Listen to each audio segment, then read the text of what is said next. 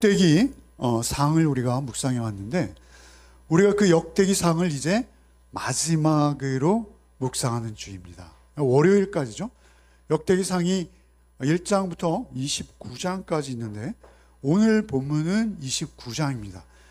이제 다윗의 생애가 거의 반 이상을 역대기 상을 차지하고 있는데요, 그 다윗의 생애가 이제 끝나가고 있는 것이죠. 이제 역대기 상에서 다윗은 완전히 막을 내리고요, 이제 우리가 가을에 묵상할 역대기 하루 가면 솔로몬이 이어받아서 이스라엘 역사를 이제 끌어가기 시작하는데요. 여러분, 그 다윗의 마지막 기도가 오늘 본문입니다. 여러분, 그 생애를 이제 마감하는 그 순간에 다윗이 하나님 앞에 드리는 이 마지막 기도가 우리의 삶에 과연 어떤 의미를 주는지, 그 마지막 기도를 통해서 우리가 얻을 수 있는 교훈은 무엇인지, 사실 이것이 다윗의 삶을 다 정리하는 말씀이기도 하고 기도이기도 해요. 다윗의 삶은 한마디로 이 기도 안에 함축되어 있다라고 볼 수 있고요, 그 결론도 이 기도 안에 들어있다 볼 수 있습니다. 그런데 이 기도는 한마디로 정의한다면 감사입니다. 감격에 찬 감사입니다. 그런데 그 감사 속에 다윗의 생애가 녹아져 있고, 다윗의 결심과 그가 보내온 한평생이 그 안에 다 스며들어 있다라는 것을 볼 수 있어요. 여러분, 14절을 먼저 한번 읽겠습니다. 나와 내 백성이 무엇이기에 이처럼 즐거운 마음으로 드릴 힘이 있었나이까? 모든 것이 주께로 말미암았사오니 우리가 주의 손에서 받은 것으로 주께 드렸을 뿐이다. 처음 하는 기도의 제목이 무엇입니까? 나와 내 백성이 무엇이기에 이처럼 즐거운 마음으로 드릴 힘이 있었나이까? 이렇게 묻고 있어요. 수사의문문이죠. 몰라서 묻는 게 아니에요. 이것은 무엇입니까? 이토록 나와 내 백성이 하나님 앞에 헌신함으로 일평생을 살 수 있었던 그 힘이 어디로부터 왔느냐? 이 힘이 어디로부터 말미암았느냐? 참으로 감사하고 감격하고 신비하고 놀랍습니다 라는 자기 고백이 포함되어 있는 수사 의문문이에요. 의문문의 형식을 띠지만 감격과 감탄에 젖어서 하나님께 드리는 고백이라 할 수 있어요. 이처럼 즐거운 마음으로 드릴 힘이 어디에 있었냐라는 것이죠. 드릴 힘이 우리에게 어떻게 있었냐라는 것입니다. 드릴 힘, 여기서 힘이라는 단어는 히브리어로 능력입니다. 능력. 그러니까 우리가 하나님 앞에 이토록 헌신하고 또 성전을 지을 수 있도록, 건축할 수 있도록 모든 준비를 할 수 있도록 이렇게 풍성히 드릴 수 있었던 힘이 어디로 말미암았습니까? 라고 고백하고 있는 것이죠. 그러니까 자기에게는 힘이 있었다는 거예요? 없었다는 거예요? 없었다는 거예요. 자기는 그렇게 성전을 지을 수 있도록 자기의 소유, 개인적인 소유까지 자기의 전 존재를 하나님 앞에 온전히 드릴 수 있었다. 그런데 그것은 내 힘이 아니었다라는 것이죠. 그러니까 이 수사의문문 속에 뭐예요? 나와 내 백성이 주의 성전을 위해서 이토록 헌신하고 전 존재를 드릴 수 있는 힘이 도대체 어떻게, 어디로부터 말미암을 수 있었습니까? 이처럼 성대하게, 이처럼이라 하죠. 이처럼 즐거운 마음으로.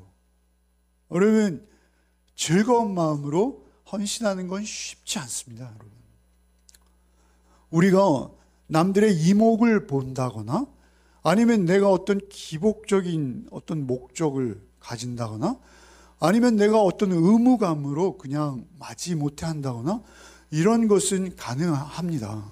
그런데 우리가 즐거움과 기쁨으로 하나님 앞에 자원하는 마음으로 자발적으로 스스로 헌신하는 것, 이것은 자기의 힘이 아니라는 것입니다.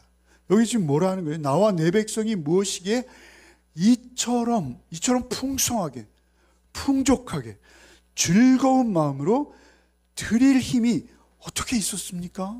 이렇게 묻고 있다라는 것이죠.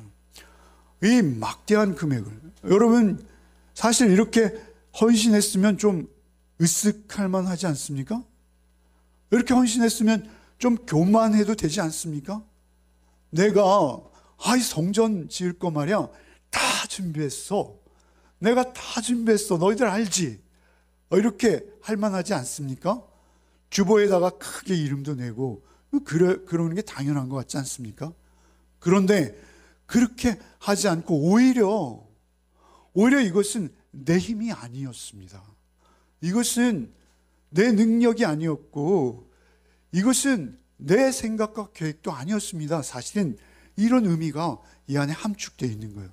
내가 이렇게 할 수 있었던 것은 내가 이렇게 하나님을 믿고 따르며 하나님, 눈에 보이지 않는 하나님 앞에서 충성되이 내 일생을 드릴 수 있었던 것, 도대체 어떤 이유입니까?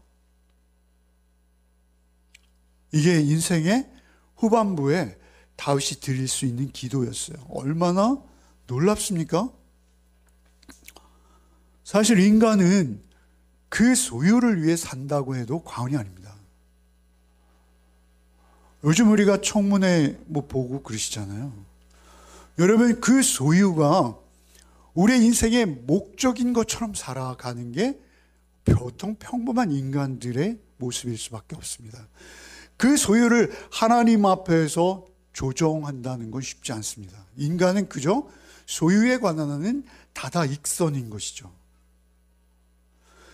그런 인간이 소유의 노예가 되어서 소유에 꽉 붙들려서 그 소유의 종노릇하면서 선한 일, 착한 일, 이웃을 돌보는 일에 자발적으로 우리가 무언가를 헌신한다는 것은 참 쉽지 않아요. 남의 이목도 보지 않고 하나님 앞에서 그렇게 헌신하는 것, 나와 내 백성이 무엇이기에 즐거운 마음으로 드릴 힘이 있었습니까? 주님의 능력이었습니다. 사실은 이 말씀 안에 이런 의미가 있다는 것이죠. 이 말씀이 얼마나 깊은 의미와 많은 뜻들을 함축하고 있는지 몰라요. 그런데 이 고백을 하면서 바로 이어서 한 깨달음을 내놓고 있어요. 이렇게 할 수 있었던 것은 자기에게 어떤 깨달음이 있었다는 것입니다. 나에게 깨달음이 있었어요. 어떤 깨달음입니까? 모든 것이 주께로 말미암았사오니 우리가 주의 손에서 받은 것으로 주께 드렸을 뿐입니다 라는 깨달음인 거예요. 그러니까 자기가 가지고 있는 거, 자기가 소유한 거 다 주의 손이라는 거예요. 주의 손, 주님의 소유였다는 거예요. 주의 것이었다, 내 거는 하나도 없었다라는 것을 깨닫는 것입니다. 그건 내 거 아니었어요 라고 고백하는 거예요. 내 거 아닌 것을 알 때 그게 가능했다는 거죠. 내 생명, 나에게 주어지는 시간, 나에게 주어지는 돈, 나에게 주어지는 재능, 나에게 주어지는 어떤 선한 마음조차도 내 거 아니라는 것이죠. 다 누구의 것이에요? 하나님의 것이라는 것입니다. 그 하나님의 것이기에 내가 받은 것으로 그저 드렸을 뿐입니다 라는 고백인 것이죠. 사실은 이 깨달음이 중요한 거예요. 다윗은 자신이 누구인지를 잊지 않고 있었던 것이죠. 자기 정체성이라 하죠. 내가 누구인지를 잊지 않을 때 우리는 어떠한 삶을 살아내게 되는 거예요. 내 존재가 어떤 존재인지를 알 때 우리가 그 깨달음 안에서 그 능력, 받은 은혜만큼 살 수 있는 것인데요. 여러분 15절을 한번 읽어보겠습니다. 이 사실 내용이 다 이어지는 거예요. 15절 읽겠습니다. 우리는 우리 조상들과 같이 주님 앞에서 이방 나그네와 거류민들이라 세상에 있는 날이 그림자 같아서 희망이 없나이다. 우리는 우리 조상들과 같이, 조상들, 아브라함, 야곱, 이삭, 뭐 이러한 자들 말이죠. 그들 지금 다 어떻게 되었습니까? 흙에서 흙으로 돌아간 상태예요. 그 우리 조상들과 같이 주님 앞에서 이방 나그네와 거류민, 특별히 이방 나그네라고 하죠. 나그네 뭐죠? 여기서 나그네라는 단어의 의미는 여행객이라는 것입니다. 여행객. 여러분 여행 가실 때 짐 싸시죠? 막 그 수화물로 따로 붙일 만큼 막 엄청나게 싸시는 분들도 있어요. 그러나 대부분은 뭐 그냥 보찜 하나 들고 가는 거죠. 사실 그 보찜도 필요 없는 거예요. 근데 어찌되었던 우리는 그런 나그네라는 거예요. 나그네. 그런데 특별히 누구 앞에서요? 주님 앞에서. 우리는 우리 조상과 같이 동일하게 주님 앞에서 이방 나그네, 거류민, 그림자 세 가지를 비유하죠. 이방 나그네, 거류민, 그림자.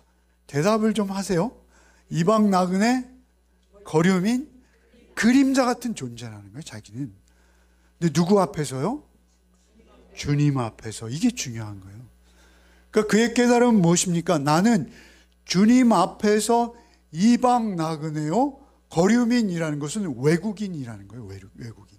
외국인으로서 여기 잠시 체류하는 거라는 것이죠. 여러분 우리나라가 못 살 때는 몰랐습니다만 잘 살고 나서는 어떻습니까? 외국인들이 어떻게 보여요? 사실은 그때 당시 그렇게 토착민들을 위주로 살아가는 그 당시의 외국인은 어떤 형편이냐면 외국인 근로자보다 못해요. 외국인이라면 노예로 전쟁에서 잡혀왔거나 그들 가운데 거류하고 있는 거류민, 외국인이라는 것은 모든 재산권, 모든 자유권 이런 거 없습니다. 근데 사실 다윗은 그런 처지입니까? 아닙니다. 엄청난 부자입니다. 학자들에 따라서는 솔로몬보다 다윗이 부자였다고 하거든요. 그만큼 소유가 풍부하고 심지어 그 나라의 왕입니다. 왕. 모든 실권을 다 쥐고 있어요. 그런데 자기 정체성은 뭐예요? 주님 앞에서. 주님 앞에서 자기가 가지고 있는 건 아무것도 아니다 라고 고백하고 있는 거예요. 다 가졌는데 다 아니다. 그 자기 정체성이 다윗을 다윗 되게 할 수 있는 거예요. 다윗이 거류민, 그림자라는 건 뭐죠? 그림자? 실체가 없다는 거예요. 그냥 빛이 비치는 동안 잠시 보이는 듯 했다가 빛이 자기를 비추지 않으면 아무 의미 없는 그림자 같은, 자기 실체는 없고 오직 빛 대신 발광체만 있는 게 그림자라는 존재예요. 그러니까 이방인이요, 자기는 이방인이요, 체류민, 거류민이요, 그림자와 같은 존재, 그런 존재라는 거예요. 그런 미미한 존재인데 주님 앞에 있다는 거예요. 주님 앞에 있을 때. 여기서 주님 앞에 있다는 의미는 어떤 거예요? 주님만은 나와 달리 주님은 영원하시고 내가 가지고 있는 모든 만물이 내 것인 것 같으나 다 주님의 것이고 주님만 존재하신다는 거예요. 지금 현재 자기의 심령에는 주님만 계시다는 거예요. 주님만 계시다라는 고백을 할 수 있는 자가 하나님을 위해 헌신하고 하나님께 드릴 수 있는 능력이 있다는 거예요. 놀랍게도 자기 것이 하나도 없다라고 역설하는 자가 가장 많은 거예요. 이건 좀 역설적인데, 자기 것이 하나도 없다라고 고백할 수 있는 자가 그의 소유로 하나님의 몫을 감당하고 하나님의 일을 감당하고 하나님의 영광을 드러낼 수 있다는 거예요. 역설적인 것이죠. 여러분, 하나님께 드릴 수 있는 능력은 무엇입니까? 내가 누구인지를 아는 것으로부터 출발하는 것입니다. 여기서 주님 앞에서 내가 나그네요 거름이며 그림자라는 것은 주님만 영원하시다라는 것이죠. 주님만 영원하시다. 그런데 나는 그 부요하고 영원하신 주님을 바라보며 이 땅 가운데 잠시 거쳐가는 나그네와 거류민처럼 나의 삶을 지금 살아내고 있습니다 라는 이 고백이 이 안에 있는 것이죠. 그러니까 나의 삶을 살아내고 있는 것은, 나의 삶을 살아내고 있는 목적은 내가 하나님의 그 영원하심, 부요하심, 풍성하심 그 앞에서 살고 있다는 것입니다. 그러기에 내 소유는 없다는 것입니다. 이 땅에서 내 소유는 없다는 것이죠. 굉장히 역설적입니다, 사실. 그러기에 하나님의 영광을 위해서 쓸 수 있는 것이요, 하나님의 영광을 위해서 집행할 수 있는 것이요, 하나님의 영광을 드러낼 수 있도록 되어지는 것이죠. 그것이 중요하다는, 다윗의 고백, 시편 24편 1편 한번 읽어봅시다. 땅과 거기에 충만한 것과 세계와 그 가운데 다 여호와의 것, 충만한 것뿐만이 아니라 거기에 사는 자들 자신도 포함되는 거죠. 자기 전 존재도 오직 하나님 한 분 것이다. 그래서 예수께서는 이렇게 말씀하시는 거예요. 예수님의 말씀과 일맥상 똑같은 거예요. 예수님은 누가복음에 이렇게 말씀하세요. 한번 읽어봅시다. 주께서 이르시되 지혜 있고 진실한 청지기가 되어 주인에게 그 집 종들을 때를 따라 양식을 나누어 줄 자 누구냐? 주인이 이를 때 그 종이 그렇게 하는 것을 보면 그 종은 복이 있으리라. 여러분, 청지기라는 거예요. 청지기. 예수께서는 우리를 청지기라 하시고 그 종들을 맡아 때를 따라 양식을 나누어 줄 자가 누구냐라고 묻고 있는 거예요. 옆에서 사람이 굶어 죽고 있는데도 눈 하나 깜짝 안 할 수 있는 것이 인간 존재의 탐욕이라는 거예요. 그 탐욕. 그 탐욕에 끝이 없다는 거예요. 그런데 그러한 인간이 하나님의 공의와 사랑을 쫓아 하나님을 따르는 자로 살아갈 수 있게 되어지는 것, 그것은 무엇입니까? 청지기 의식이 있는 자만 가능하다. 청지기라는 건 뭐죠? 주인의 재산을 맡아서 관리하는 것뿐이에요. 자기 게 없어요. 너희는 다 자기 게 없는 상태야 라고 우리에게 말씀하신다라는 것이죠. 어떤 그 소유가 뭔가 가치로 증명되기 위해서는 그것이 통장에 있는 게 아니라 쓰여질 때인 거예요. 쓰여지는데 어떻게 쓰여져요?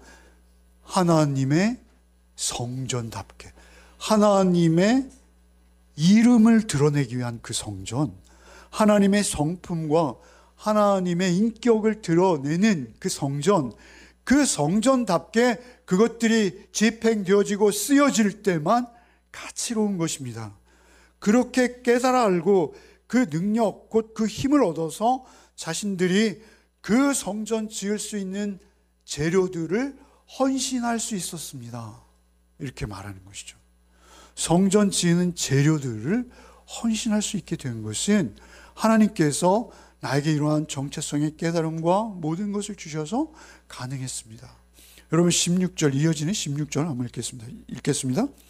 우리 하나님 여호와여, 우리가 주의 거룩한 이름을 위하여 성전을 건축하려고 미리 저축한 이 모든 물건이 다 주의 손에서 왔사오니 다 주의 것. 똑같은 말씀이죠. 그죠? 똑같은 말씀입니다. 사실은 똑같은 말씀을 반복하는 거예요. 그 말씀이 우리에게 새겨지는 것이 중요한 것이죠.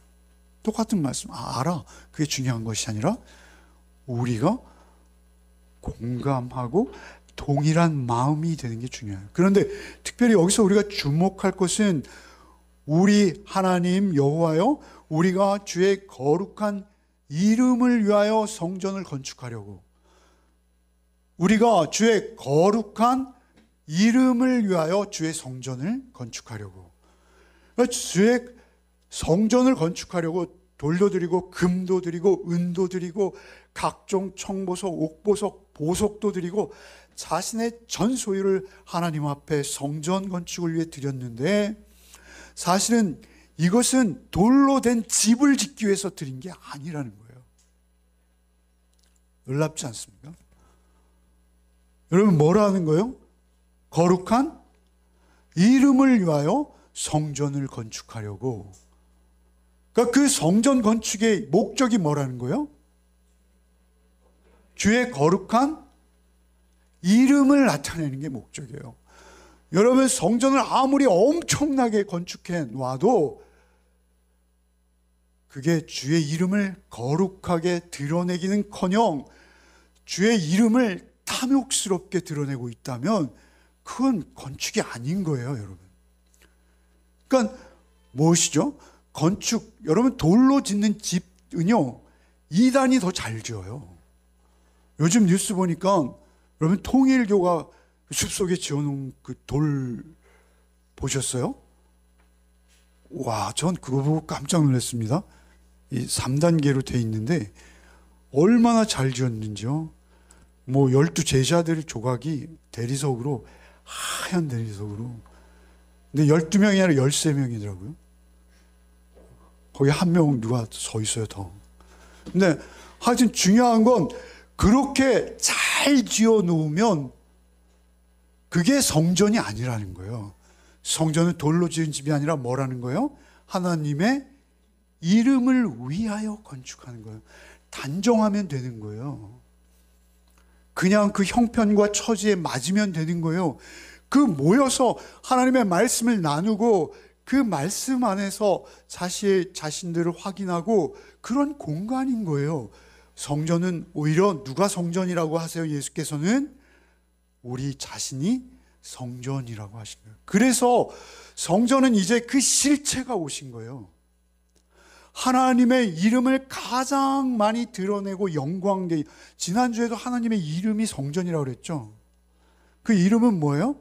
성품이라는 그 존재의 특성을 말하는 것이고, 그 존재의 특성은 뭐예요? 공의와 사랑의 하나님이라는 것이죠.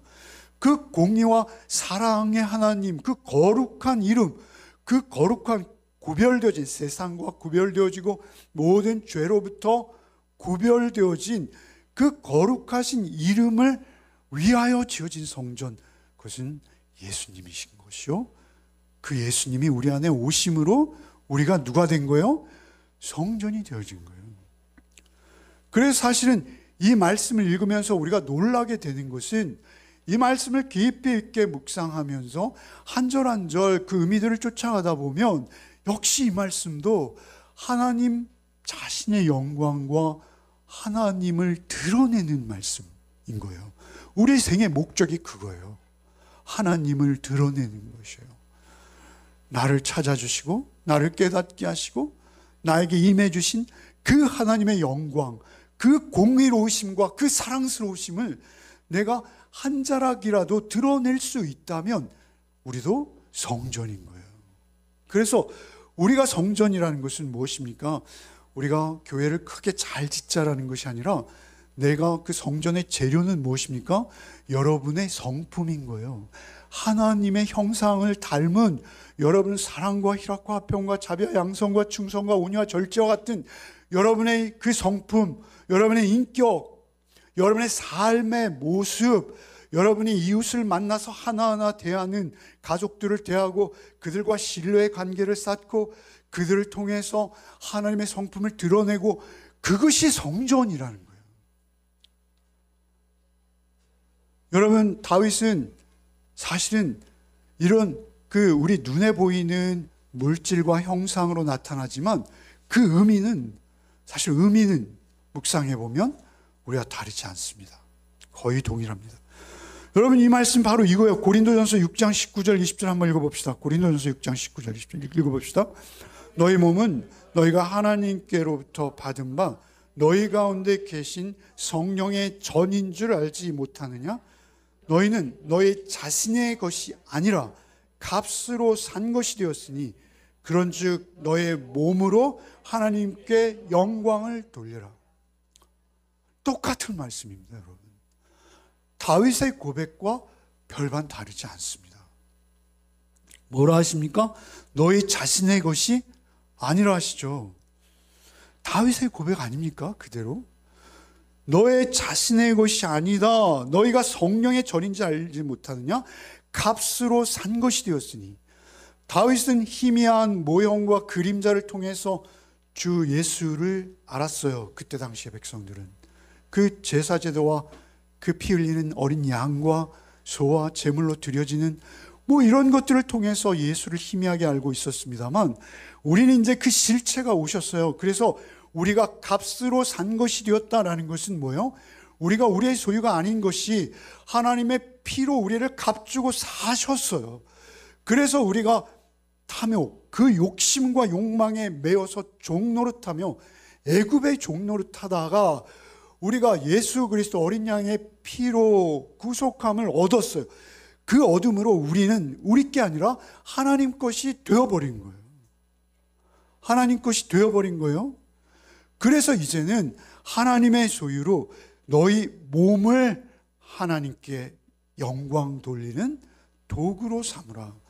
하나님께 영광 돌리는 도구가, 다윗이 고백하는 하나님께 영광 돌리는 도구가 뭐예요? 건물이잖아요. 그런데 그 건물이 아니라는 것이죠. 그 건물이, 다윗의 고백은 뭐예요? 거룩한 여호와의 이름을 위하여 성전을 건축한다. 성전을 건축하는 이유는 뭐예요? 여호와의 성품, 여호와의 인격, 그 존재의 의미를 위해서 성전을 건축한다. 다윗도 그렇게 고백하고 있지 않습니까? 결국 우리에게 있어서 성전은 뭡니까? 우리의 몸이 성전이요, 우리의 몸이 행하는 것, 말하는 것, 우리가 선택하는 것, 판단하는 것, 우리의 마음의 중심과 생각, 이게 다 성전인 거예요.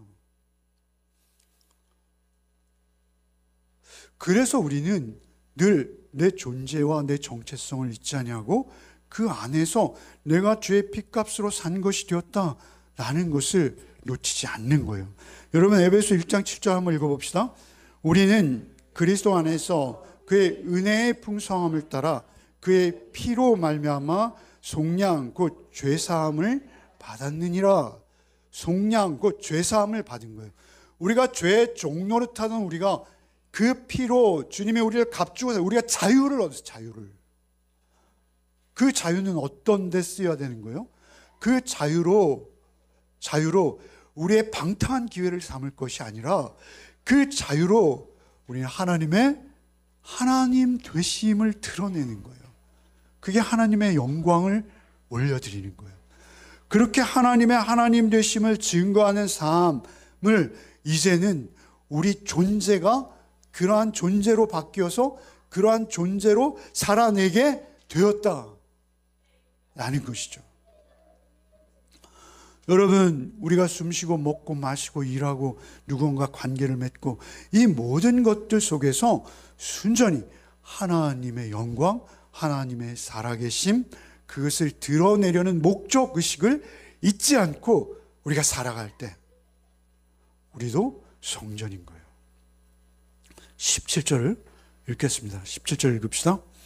나의 하나님이여, 주께서 마음을 감찰하시고 정직을 기뻐하시는 줄 내가 아나이다. 내가 정직한 마음으로 이 모든 것을 즐거이 드렸사오며 이제 내가 또 여기 있는 주의 백성이 주께 자원하 드리는 것을, 나의 하나님이여, 주께서 마음을 감찰하시고, 마음이 중요해요. 정직한 마음으로 주께서 자원하여 드리는 것, 이거 마음이 자원한다는 것이죠. 마음이 스스로 원한다는 거예요. 제일 중요한 것, 계속 반복되는 단어 뭐예요? 마음이에요. 성경은 일관되게 한 가지를 강조해요. 그것은 무엇이냐면 눈에 보이는 게 아니요, 우리의 마음을 중요시해요. 우리의 중심을 더 중요시해요. 어떤 일의 성과나 결과보다도 오히려 그 동기가 더 중요하다라고 성경은 말씀하시는 거예요. 성경이 우리에게 강조하는 그 한 가지, 그것은 우리의 마음이라는 것이죠. 그게 성경의 일관된 진리예요. 여러분, 그래서 저는 이 오늘 본문이 14, 15, 16, 17절 읽었죠? 오늘 최소한 적어도 이 4절 말씀을 목사가 이야기하는 저 이야기가 맞는 말인가? 여러분, 묵상하시는 하루가 되셔야 됩니다. 그리고 그 말씀을 묵상할 때 제게 떠오른 한 인물이 있었어요. 다윗이죠, 지금 주인공은. 근데 다윗과 비교되는 한 인물이 있더라고요. 누구냐면 모세입니다. 모세. 여러분, 구약의 가장 위대한 인물을 둘을 꼽으라면 누굴 꼽겠어요? 모세와 다윗이겠죠, 당연히. 모세는 어떤 상태에서 하나님께 부름을 받습니까? 다윗과 모세가 너무나 비슷해요. 여러분, 모세가 하나님께 부름받을 때 그는 정말 무소유였습니다. 소유가 없었어요. 장인의 양들을 치고 있었어요. 빈들에서 그 양들의 배설물과 함께 뒹굴며 나이는 이미 80이 되어서 강건하면 80이요 90인데 이제 죽음의 목전에 두고 있는 모세. 다윗은 하나님께서 언제 부르셨습니까? 다윗이 양을 치고 있었어요. 그런데 그 양은 자기 게 아니었어요. 형들과 그 8명이나 됩니다. 아버지 소유의 양입니다. 그저 심부름으로 그 양들을 돌보고 있는 거예요. 여러분, 모세를 그 양들 틈에서 하나님 부르시는 거예요. 찾아오시는 거예요. 다윗은 마찬가지죠. 그 양들 틈에 있을 때 하나님이 다윗을 찾아오시는 거예요. 더 놀라운 것은요, 모세가 죽을 때는 어땠습니까? 모세 죽을 때 모세는 그 40년을 땀 흘리고 애쓰고 가나안 땅에 들어가지도 못합니다. 모리아산에서 그저 가나안 땅을 바라보면서 죽음을 맞이하는 것이죠. 가나안 땅 못 들어가요. 얼마나 불쌍합니까? 여러분, 다윗은 어떻습니까? 다윗은 사실은 솔로몬이 건축해서 성전을 멋있게 돌집으로 지었지만 다윗은 여러분 그 건축을 착공하는 것도 못 봐요. 착공하는 것도. 자기가 들인 재료예요. 그 건축의 모든 재료들 자기가 다 들인 거예요. 그런데 착공하는 것도 못 본다니까요. 모세와 다윗이 너무 닮아 있는 것 같아요. 여러분, 그런데 모세의 후계자는 누구입니까? 여호수아죠. 다윗의 후계자는 누구입니까? 솔로몬이죠. 근데 여러분, 모세와 여호수아를 한번 나란히 세워놓고 여러분 생각해 보세요. 누가 하나님의 종이고 누가 하나님께 더 영광스럽게 쓰임 받았습니까? 여러분, 다윗과 솔로몬을 나란히 놓고 한번 생각해 보세요. 모세와 여호수아가 그렇듯 다윗과 솔로몬의 관계 역시 다윗이라는 인물은 참으로 하나님께 복받은 인물이다 라고 말할 수밖에 없는 거예요. 그가 받은 은혜와 복은 우리의 상상을 초월하는 복과 은혜죠. 그런 복과 은혜를 받았지만 이 땅에서의 삶은 그렇지 않았다는 것입니다. 오히려 이 땅에서의 삶은 오히려 우리가 마음 아플 지경이라는 것이죠. 그럼에도 하나님께 그가 충분히 드려진 것입니다. 충분히 그들이 드려진 거예요. 여러분, 신약에 와보십시오. 신약도 통일합니다. 여러분, 저는 이것이 어떤 인간적인 예화는 통하지 않는다고 봐요. 이 본문의 말씀에는 성경에만 예화가 있어요. 성경의 신약성에 가장 예수님을 빼놓고 우리가 위대하다라고 말할 수 있는 두 사람을 꼽아 보십시오. 누구입니까? 바울과 베드로이겠죠. 가장 많이 썼고 기록을 남겼으니까요. 근데 그들을 불러낼 때 사실 그들은 다 바닥이었습니다. 물론 그렇지 않았죠. 그러나 바울이 애쓰고 힘썼던 건 사실 배설물과 같은 거예요. 그 배설물 사이에 있었던 거예요, 바울도.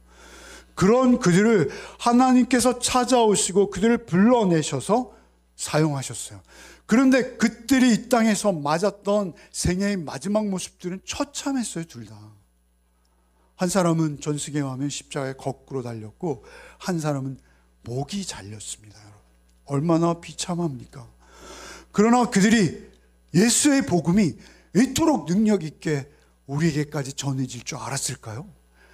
여러분, 이토록 많은 인류가 자신들이 남긴 그 글을 성경으로 박제해 놓고 하나님의 음성으로 여기며 그 말씀을 묵상하며 늘 하나님께 나아갈 수 있게 되어지는 그런 매체가 되어질 것을 바울이 알았을까요?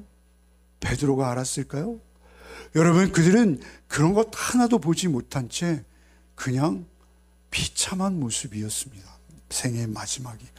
그럼에도 불구하고 하나님께서는 그들을 통해서 하나님의 영광을 드러내신다.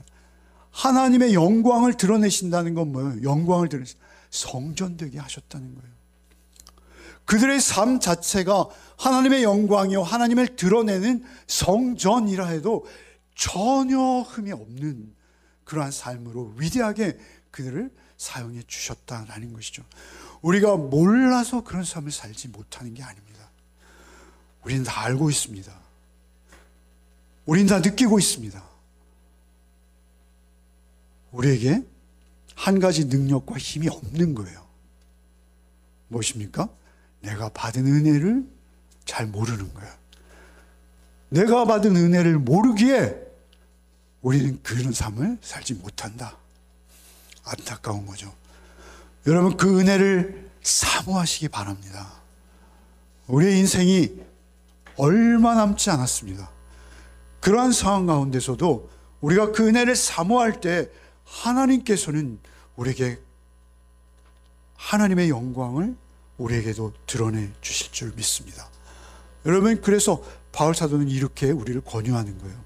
여러분, 로마서 12장 1절 한번 큰 소리로 읽고 마치겠습니다. 읽겠습니다. 얘들아, 내가 하나님의 모든 자비하심으로 너희를 권하노니 너희 몸을 하나님이 기뻐하시는 거룩한 산 제물로 드리라. 이는 너희의 드릴 영적 예배. 제물 같은 그들의 삶이었죠. 제물이었어요, 그들의 삶은. 그러나 그 제물을 하나님께서 받으심으로 하나님의 소유가 되었고 하나님의 영광을 드러낸 도구가 되었고 영원히 성경에 박제되어서 우리의 신앙의 모범이 되었고 우리에게 큰 도전과 기쁨과 성령의 충만한 임재를 경험하는 주의 통로가 되어질 수 있었다라는 것이죠. 여러분, 우리의 진정한 가치와 기쁨이 어디에 있는지를 우리가 알아야 됩니다. 우리에게 주신 시간과 우리에게 주신 물질과 우리에게 주신 생명과 우리에게 주신 모든 것이 하나님께로부터 말미암았다라는 것을 인정하시기 바랍니다. 그리고 그것을 인정할 때 이것을 우리가 어떻게 사용할지, 어떻게 써야 할지, 우리가 말하는 거 하나하나, 행하는 거 하나하나 다 하나님 앞에 나의 주신 이 생명을 어떻게 사용해야 할지 결정할 때마다 내가 하나님의 성전인 것을 잊지 않는 또 한 주간이 되시기를 바랍니다. 사랑과 은혜가 풍성하신 주님, 오늘 다윗왕의 감격스러운 고백을 통해 저희들에게 말씀해 주셔서 감사를 드립니다. 모든 것이 주께로 말미암아 싸우니 우리가 주의 손에 받은 것을 주께 드렸을 뿐입니다. 이 고백이 우리의 고백이 되게 하여 주시옵소서. 저희가 세상에 덧없는 물질과 명예와 세상 자랑의 마음을 빼앗기지 않게 하여 주시옵시고 오직 주께서 우리에게 생명 주셨음을 잊지 아니하고 주의 피값으로 사셔서 우리를 주의 소유 삼으신 것을 잊지 아니하고 우리의 생명과 우리의 모든 것으로 주의 성전된 삶, 주의 영광과 주의 이름, 그 거룩한 이름을 드러내는 삶을 살게 하여 주시옵소서. 산제사, 산제물의 삶을 살기 원하오나 우리가 약하오니 주 성령께서 한 주간도 우리와 동행하여 주옵시고 우리의 모든 선택과 판단과 우리의 몸짓 하나하나 위에 성령 홀로 임하시고 인도하여 주시옵소서. 예수 그리스도 이름 받들어 기도하옵나이다. 아멘.